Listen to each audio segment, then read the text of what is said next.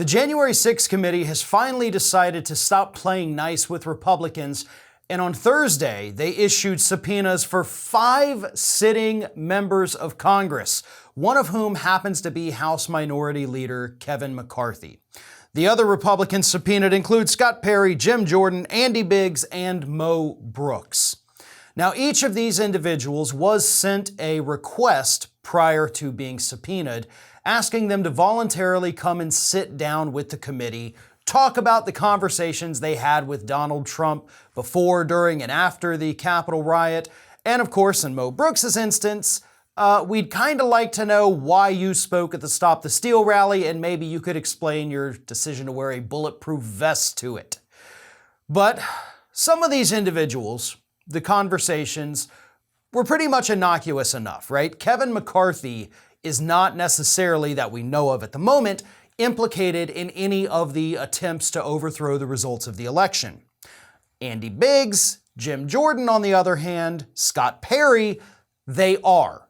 Based on the text messages that we have seen between these individuals and Mark Meadows, based on these individuals attending meetings, strategy meetings about how to overturn the results of the election, that's very serious stuff. So Kevin McCarthy likely is not going to give us any information or any insight into Trump's attempts to overturn the results of the election, but Jordan, Biggs, and Perry could in fact provide that. Mo Brooks, on the other hand, might have more information about the actual strategy that led to the Stop the Steal rally.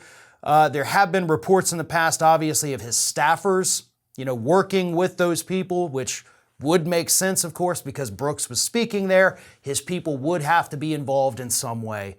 But we're probably headed for a long legal showdown.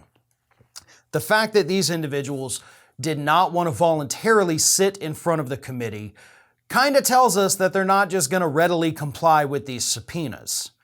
They're probably going to fight them. It's going to be a long legal battle. It's going to be an expensive legal battle for these individuals. So there could come a point where they have to decide, do I want to spend all of this money fighting it, or do I just want to sit down? But sitting down could in fact be a sign of weakness, especially in a year when every single one of these individuals, because they're in the House, is up for re-election. So they have decisions to make. And if they make the decision to not comply with the subpoena, the House would then, of course, vote to hold them in contempt. If the House approves the contempt charge, it would then go to the DOJ, and then the DOJ would have a choice to make. Are you going to sit on it like you've been sitting on the Mark Meadows contempt charge, or are you actually going to do something about it?